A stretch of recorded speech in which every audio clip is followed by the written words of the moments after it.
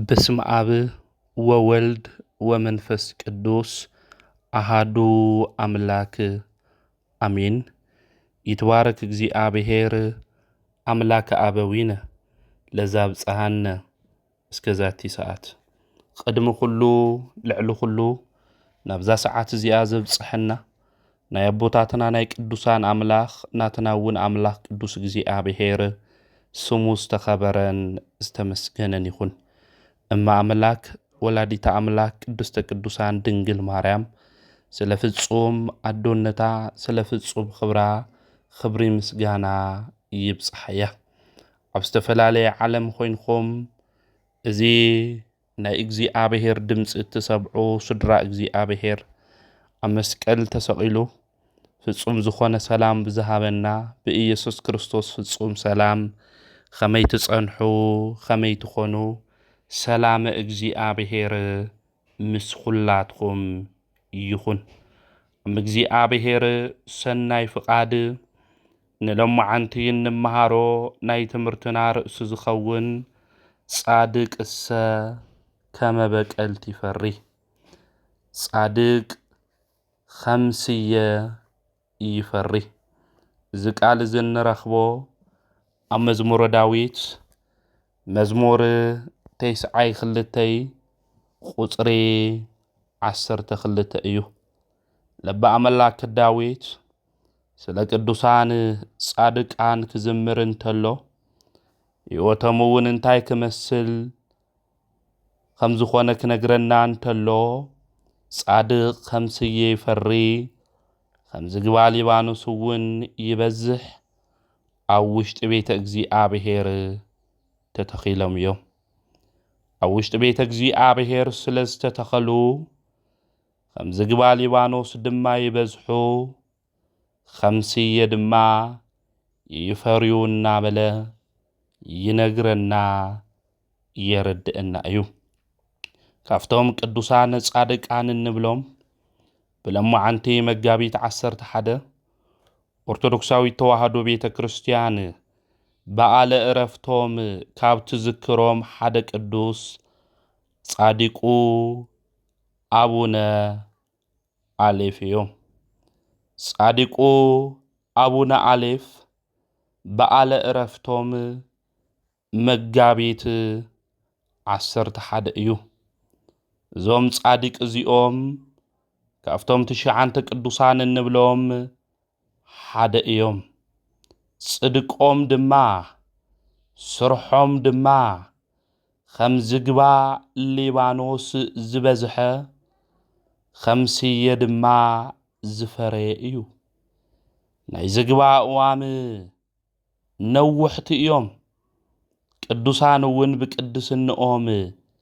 ልዕል ልዕል ዝበሉ እዮም። ንዑ እዩ ብትውልዲ አንደበት ዝውደሱ በብዘመኑ ድማ ዝዝከሩ። ዝግባ ናይ በረከት ምሳሌ እዩ። ጻድቃን ናይ በረከት መፍሰሲ አፍላጋት እዮም። እዚ እዩ ወዲ ንጉስ ዳዊት ጥበበኛ ዝኾነ ሰሎሞን ኣብ መጽሓፈ ምሳሌ ምዕራፍ 10 ቁጽሪ 6 በረከት ኣብ ልዕሊ ጻድቃን እዩ ይብለና። በረከት ኣብ ልዕሊ ጻድቃን ኣብ ልዕሊ ቅዱሳን ምዃኑ ይነግረና የረድአና እዩ። ስለዚ በረከት ኣብ ልዕሊኦም ካብ ዝኾኑ ጻድቃን ቅዱሳን ብለማዓንቲ ድማ ንዝክሮም አቦና ጻዲቁ አቡነ አሌፍ እዮም። እግዚአብሔር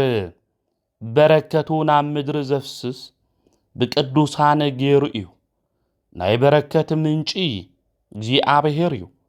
ናይ በረከት መፍሰሲ አፍላጋት ድማ ቅዱሳን እዮም። ስለዚ ናይ በረከት መፍሰሲ አፍላጋት ካብ ዝኾኑ በረከት ድማ ኣብ ልዕሊኦም ካብ ዝኾኑ ቅዱሳን አቡነ አሌፍ ብለማዓንቲ በዓለ ዕረፍቶም እዩ። አቡነ አሌፍ መን እዮም? ካብ ጻዲቁ አቡነ አሌፍስ ንሕና እንታይ ኢና እንመሃር ዝብል ክንምልከት ኢና። ጻዲቁ አቡነ አሌፍ አቦኦም አውሎግሶን ይበሃል። አዲኦም ድማ አትናስያ ትበሃል። በ50 ክፍለ ዘመን ኣብ ቂሳርያ እዮም ተወሊዶም። ናይዞም ጻዲቅ እዚኦም ወለዲ ፈሪሃ እግዚአብሔር ዝነበሮም የዋሃን ቅዱሳን እዮም። ስለዚ ኣብ ቂሳርያ ከተማ ዝተወለደ ጻዲቅ አቡነ አሌፍ ብህፃንነቱ ናብ አቡነ እንጦንስ ገዳም እዮም ኣትዎም። ኣብቲ ገዳም እሱ ኣትዎም ድማ ናይ ቤተ ክርስቲያን ትምህርቲ ጠንቂቆም ተማሂሮም እዮም። እዞም ጻዲቅ እዚኦም ትምህርቶም ምስ ተማሃሩ ድማ በአባ ጳግሜስ ምንኩስና ተቐቢሎም እዮም። ምንኩስና ተቐቢሎም እውን አፍታ ምንኩስና ዝተቐበሉላ ገዳም እውን ኣገልጊሎም እዮም። እዞም ጻዲቅ እዚኦም ናይ ነገስታት ዘርኢና ትውልዲ ዘለዎም እዮም። ብፍላይ ኩሎም 9 ቅዱሳን ክንምልከቶም እንተለና ናይ ነገስታት ደቂ እዮም። ኮይኑ ግና ዓለም ብፍጹም ንዕቆም በአባ ጳግሜስ ኢድ ምንኩስና ዝተቐበሉ እዮም። ከመይ ዝበለት ዕድልቲ እዩ ወገናተይ። እዚ ዓለም እዚ ምስ ፍትወታ ምስ ንብረታ ምስ ኩሉ ነገራ ንዒቕኻ ናይ ንጉስ ወዲ ኮይንካ ነገር ግን ናብ ምናኔ ህይወት ምምጻእ ከመይ ዝበለት ዕድልቲ እዩ። ከመይ እግዚአብሔር ተትፈትውዎ እዩ። ከመይ ኣብ ጸላት ልቦንኦም እግዚአብሔር ተተንግስዎ እዩ። ናይዚ ዓለም እዚ ፍትወት ንዕቆም ዓለም ሓላፊ እዩ። ካብ ግዚያዊ ዓለም ዘለዓለማዊ ርስቲ መንግስቲ እንወርሰሉ ህይወት ይሕሸና ኢሎም ናብ ምናኔ ምእታው ከመይ ዝበለ ምዕዳል እዩ ወገናተይ። ንሕና እኳ ኣብዚ ዓለም እዚ እናነበርና ናይ ዓለም ጉዳያት ኩሉ ምሽናፍ ኣቢና ንዓለም ተንበርኪኽና እኮ ኢና። ንዓለም እኮ ሰጊድና ኢና። ኣብ ዓለም ውሽጢ ንዘለዉ ነገራት ንምርካብ ኢልና እኮ ክብርና አውሪድና ኣጎንቢስና ኢና። እዞም ናይ ነገስታት ደቂ ዝኾኑ ቅዱሳን ግን ዓለም ሓላፊት እያ። ቅዱሳት መጻሕፍቲ እውን ጠንቂቆም ስለ ዝተምሃሩ ኣብ ማቴዎስ ወንጌል ምዕራፍ 16 ቁፅሪ 26 ክናነብብ እንተለና ሰብ ዓለም ተተትርፍ ብዓለም ተትርባሕ ነብሱ ተትጎድእ እንታይ ጥቕሞ እዩ ዝብለና። ወገናተይ ናይዚ ዓለም እዚኣ ሃፍቲ፣ ናይዚ ዓለም እዚኣ ክብሪ፣ ናይዚ ዓለም እዚኣ ዝና ኩሉ ተዋሂቡና ካብ እግዚአብሔር እንቕበሎ ጸጋ በረከት ኣብ ውሽጥና እንድሕር ዘየለ ነብስና እንድሕር ጎዲእና ንስጋና ጥራሕ እንድሕር ጎይና እንታይ ይጠቕመና እንታይ ኸይረብሐና ዝነግረና ቅዱስ መጽሓፍ እዩ። እዚ ናይ እግዚአብሔር ቃል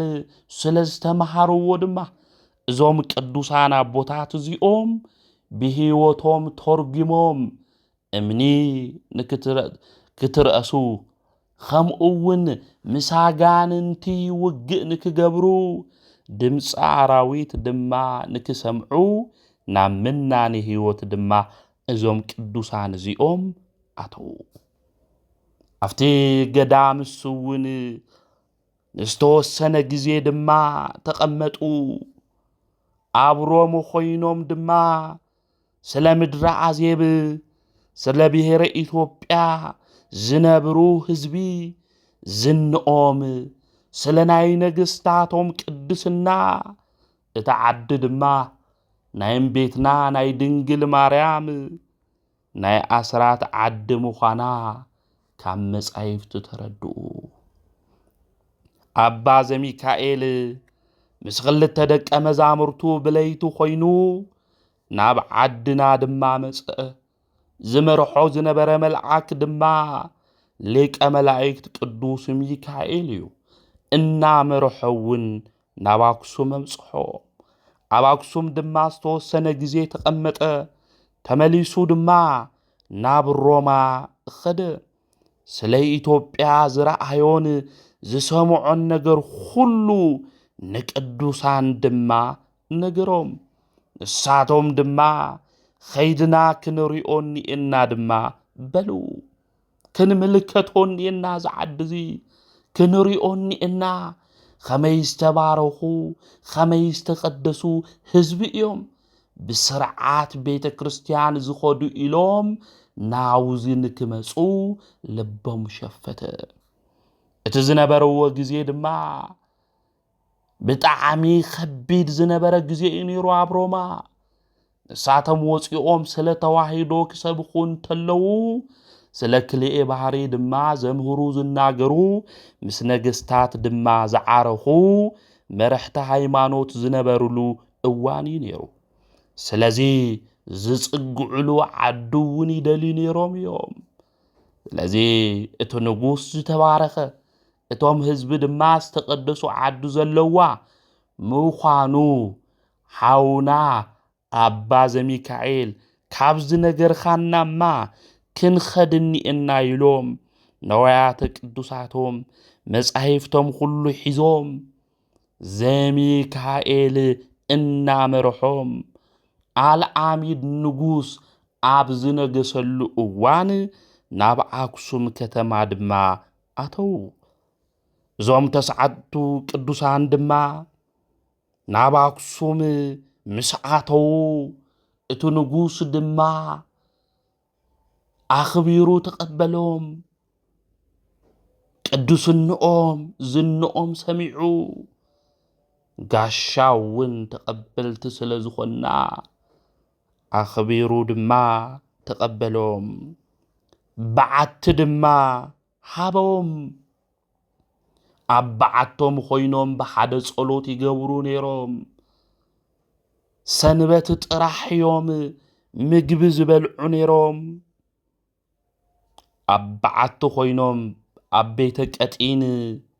ናይ ግእዝ ቋንቋ ድማ ተማሃሩ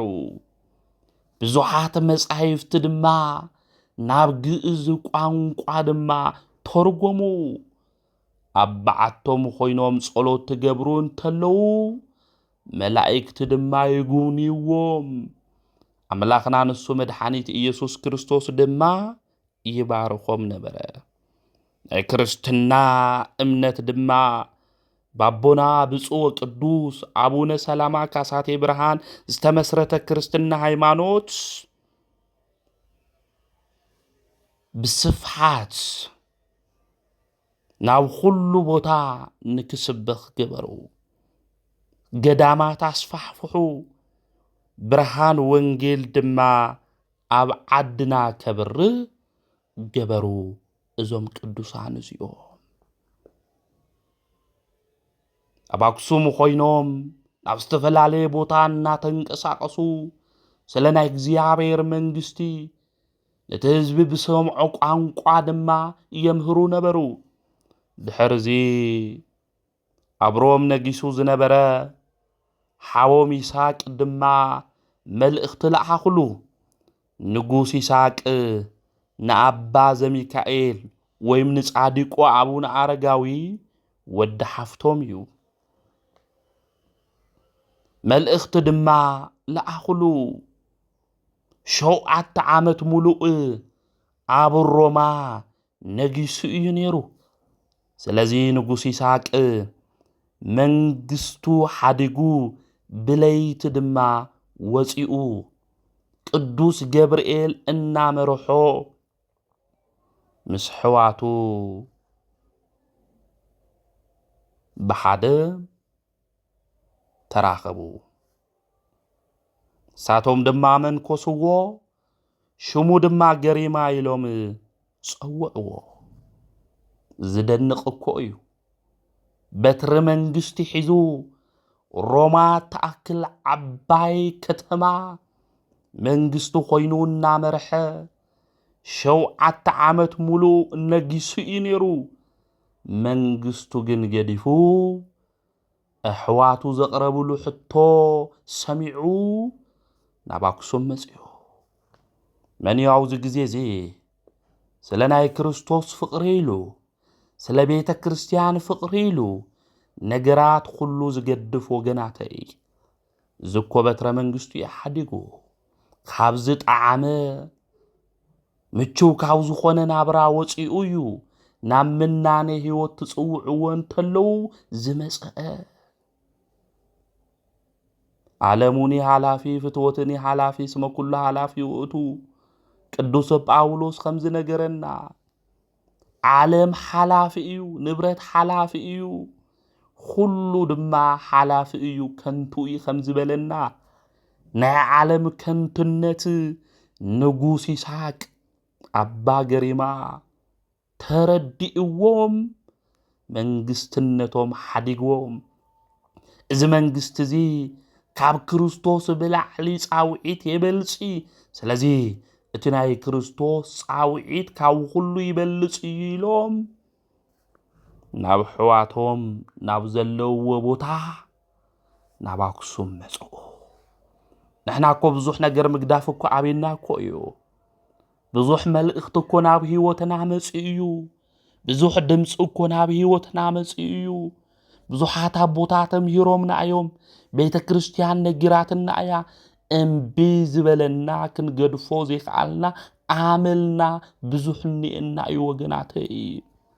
ናይ እግዚአብሔር ድምፂ ግን ይጽውዕና እዩ ናይ እግዚአብሔር ድምፂ ግን ይናገር እዩ መን ይኾን ኣብዚ ግዜ እዚ አሜን ኢሉ ብትሕትና መንፈስ እቲ ቃሉ ዝሰምዕ እዞም ንጉስ ይስሐቅ ግን ናይ ሕዋቶም ድምፂ ሰምዑ እዚ ድምፂ እዚ ካብ ኣምላኸይ ካብ እግዚአብሔር ዝመጸ ድምፂ ኢሎም በትረ ንግስንኦም ሓዲጎም ካብ ቤተ መንግስቲ ብለይቲ ጠፊኦም መልአክ እግዚአብሔር ቅዱስ ገብርኤል እናመርሖም ናብ ኣክሱም እዮም መጽኦም ዝገርም ዝደንቕ እኮ እዩ ከመይ ዝበለ ጥብዓት እዩ ከመይ ዝበለ ናይ መንፈስ ጅግና ምዃን እዩ ከመይ ዝበለ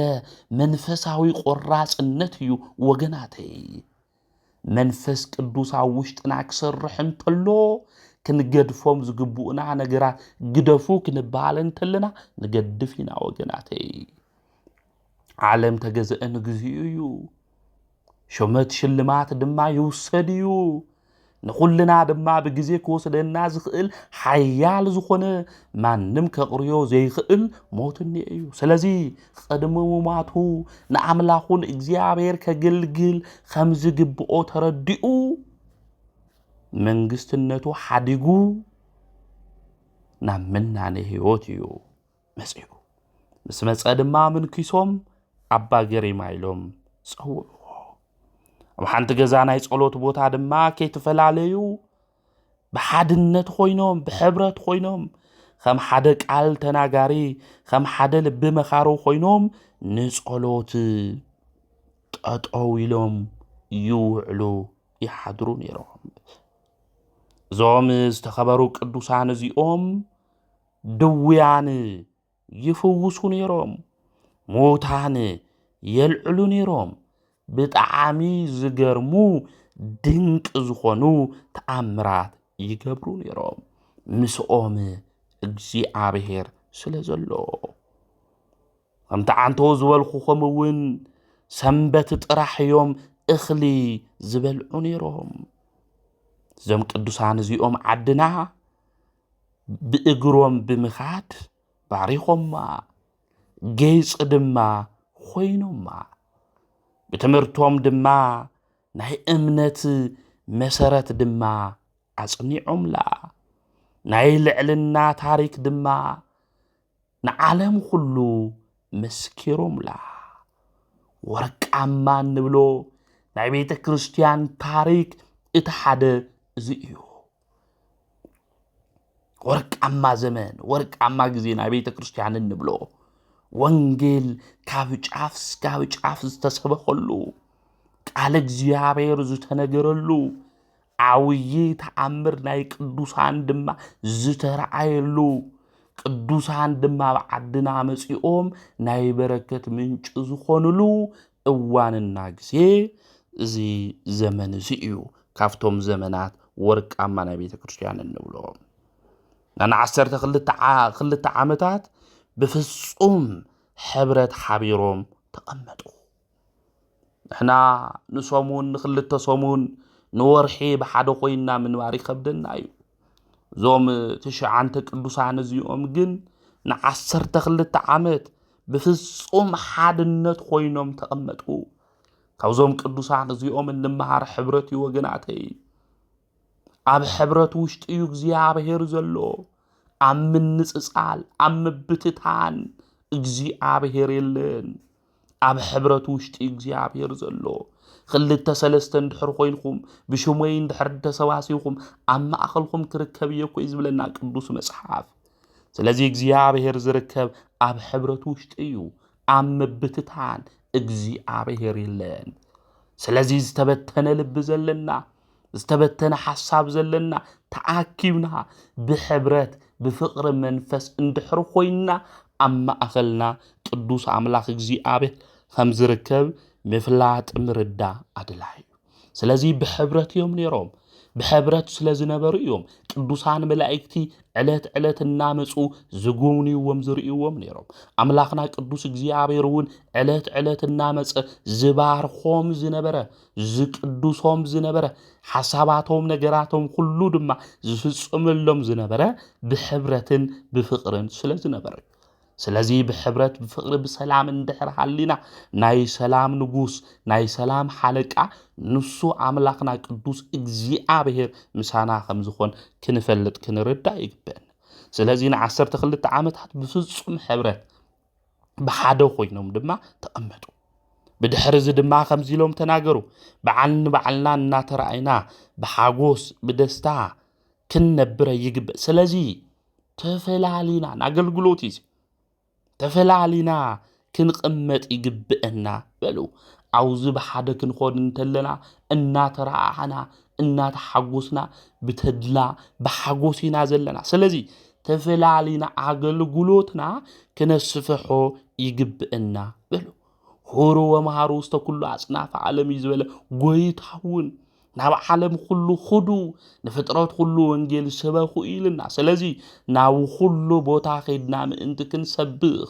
ደቀ መዛሙርቱ ድማ ምእንቲ ክነፍሪ ተፈላሊና ወንጌል ክንሰብኽ ተጋድሎና እውን ክንጋደል ይግብአና በሉ ተመኻኺሮም ድማ አባ ሊቃኖስ ኣብ ደብረ ቆናጽል አባ ጴንጤልዮን ድማ ኣብ አክሱም አካባቢ አባ ገሪማ ኣብ መደራ አባ ጽህማ ኣብ ጽድያ አባ ይማአታ ኣብ ደብረ ገርዓልታ አባ አፍጼ ኣብ ደብረ ይሃ አባ አሌፍ ኣብ ደብረ አድሃ አባ አረጋዊ ኣብ ደብረ ዳሞ ምንባር ይጅምሩ ማለት ምንባር ይጅምሩ እና በዓቲ ውሽጥ ኮይኖም ኣብ እምባታት ድማ ምንባር ይጅምሩ እዞም ዝተኸበሩ ቅዱሳን ናይ ነገስታት ደቂ ኮኑ እንተለው ራጾም ኣፍሲሶም ኣብ ዱር ኣብ ገደብ ምንክርታቶም ኣብ ጉድጓድ ምቕማጦም ዝለብስዎ ከይሰኣኑ ብቁሪ መከራ ምቕባሎም ዘድንቕ እዩ ወገናተይ ዝበልዕዎ ሰትይዎ ይሰኣኑ ደቂ ነገስታት እዮም ንክጠምዩ ግን ንክጽምኡ ግን ደልዩ እዚ ትዕድልቲ እዩ ኣድኒቕና ክንሓልፎ ንኽእል ጉዳይ እዩ ወገናተይ ንሕና እኳ ውጾም ዘንት 9 ሰዓት ምግቢ ሕደጉ ማይ ሕደጉ ትንበሃል ተለና እኮ ይኸብደና እኮ እዩ ጾም ግን ተሓደ ጉዳዩ ምጥማ እዩ ማለት ክርስቶስ እውን ትጾም እንተሎ ጠመዮ ይልብል ንሕና እኮ ሕደጉ ወልተባሃልና ነገር ምሕዳግ ኣብይና እዩ እዚኦም ግን ደቂ ነገስታት ኮይኖም ዓለም በቃና ኢሎም ወንጌል ክሰብኹ ናይ ክርስቶስ ፍቅሪ ድማ ኣብ ልቦም ስለልነገሰ ቁሪ ተሃለየ ድምፂ ኣራዊት ተሃለየ እምነተ ተተረእሱ መከራ ተበዝሖም ካብ ክርስቶስ ፍቅሪ ዝፈልየና መን እዩ ዝበሉ ቅዱሳን እዮም መን ያድገነ ፍቅሩ ለክርስቶስ ቅዱስ ጳውሎስ አምልበሎ ካብ ክርስቶስ ፍቅሪ ዝፈልየኒ መን እዩ ጠሜት ድዩ ጻምእ ድዩ ስደት ድዩ መከራ ድዩ ከም ዝበሎ ለም ቅዱሳን እዚኦም እውን ካብ ክርስቶስ ፍቅሪ ዝፈልዮም ምንም ነገር የለይ ካፍታ ዝሞቆት ቤተ መንግስት ገዝኦም እዮም ወፂኦም መፂኦም ገሊኦም ነገስታት እዮም ነይሮም ናሮማ ነገስታት ዝዝጣዓመ ዝተመቸወ ህይወት ሓዲጎም እዮም ኣብ ልቦም ልዕሊ ኩሉ ዝነገሰ ዝተቐመጠ ክርስቶስ ስለ ዝኾነ ስለናዩ ወንጌል ድማ ክሰብኹ እዮም ስለ ስምኻ ዕለት መከራ ንቕበል ለናሃም ልሕረዱ በጊዕ ተቆፂርና ኢሉ ልተናገረ ቅዱስ ጳውሎስ ብርሃናት ዓለም ኩሉ ዝኮዩ ስለዚ ከም ልሕረዱ ኣባጊዕ ከምኡውን ካብ ሓደ ቦታ ናብ ሓደ ቦታ መከራ ዝተቐበሉ ናይ ክርስቶስ ፍቅሪ ኣብ ልቦኖም ስለልነቅ ካብ ክርስቶስ ፍቅሪ ዝፈልየና ማንም ሓይሊ የለይ ስለልበሉ ንሕና ክንደይ ነገር ፈላሊና ይኾን ካብ ቤተ ክርስቲያን እንደይ ነገር ካብ እግዚአብሔር ፈሊና ይኾን ወገናተይ እንደይ ነገር ይኾን ካብ ናይ ቤተ ክርስቲያን ሕብረት ፈሊና ይኾን ስለዚህ ምስተውዓል የድል እዩ ካብ ቅዳሴ ልፈለየና ካብ ሰዓታት ልፈለየና ካብ ኪዳን ልፈለዩና ብዙሕ ነገራት እንዩ ስለዚህ ምስተውዓል ልብ ምባል የድል እዩ ማለት እዩ ና ዞም ቅዱሳን እዚኦም መከራ ተቀበሉ ለክርስቶስ ካብ ክርስቶስ ፍቅሪ ልበልጽና ምንም ነገር የለይ ኢሎም ኣብ ልቦም ለቀመጥዎውን እሱ ስለልኾነ እዩ ማለት ካብቶም ቅዱሳን ሓደ ልኾኑ ድማ አቦና ጻዲቁ አቡነ አሌፍ እዮም እና አቡነ አሌፍ ላብ ኤርትራ ጠረፍ ልኾነ አካባቢ ቦታ ተከተለው ደብራ አህዳ ኣብ ልኾዱ ጊዜ ኣብቲ ቦታስ ዓውይ ልኾነ ገበል ነይሩ ማለት ገበል ነይሩ እና ዝገበል እዚ አልቂቆም በዓት ገይሮም ኣብኡ ብዙሕ ተጋድሎ ገይሮም እዮም ብዙሕ ተኣምራት ድማ ገይሮም ትህዝቢ ወንጌል እናምህሩ ብተኣምራት እውን ካብ ደዌኦም ካብ ሕማሞም እናፈወሱ ብጸሎቶም ድማ አጋንንት እናውጽኡ ዕውራን እናብሩ ሙታን ድማ እናተንስኡ ብዙሕ ሐዋርያዊ አገልግሎት ድማ ፈጽሞም እዮም መላእክቱ እውን ምስኸዱ ለደብረ አህዳ ምስኸዱ መላእክቱ እውን ዕለት ይግውንይዎም ነይሮም ምስኦም እዮም ነይሮም ማለት የተፈለዩ ካብኦም ማለት ጎይታና መድኃኒትና ኢየሱስ ክርስቶስ እውን ኩልሻ ይግለጸሎም ይባርኾም ቃል ኪዳን ድማ ይህዎም ነይሩ ቃል ኪዳን ይህዎም ነይሩ ናዞም ጻዲቅ እዚኦም ኣብ ዓድና ገዳማት ንክስፋሕፍሑ ካብ ዝገበሩ ጻዲቅ ሓደ እዮም ከምኡውን መጻሕፍቲ ናብ ግዕዝ ቋንቋ ካብ ዝተፈላለዩ ቋንቋ ምክንያቱ ካብ ሮማ እዮም መጽኦም ዝተማሃርዎ ቋንቋታት እውን እዮም ካብ ሮማ ጥራሕ ይኹን ካብ ግሪክ ካብ ኤስያ ካብ ዝተፈላለዩ ዓዲ እዮም መጽኦም ዞም ቅዱሳን እዮም ስለዚ ቋንቋ ካብ ዝተፈላለዩ ቋንቋ ናብ ግዕዝ መጻሕፍቲ በብዙሕ ተርጎም እዮም በብዙሕ ተርጎም ገዳማት ድማ ለስፋሕፉ ወንጌል ድማ ዝሰበኹ እዮም ዞም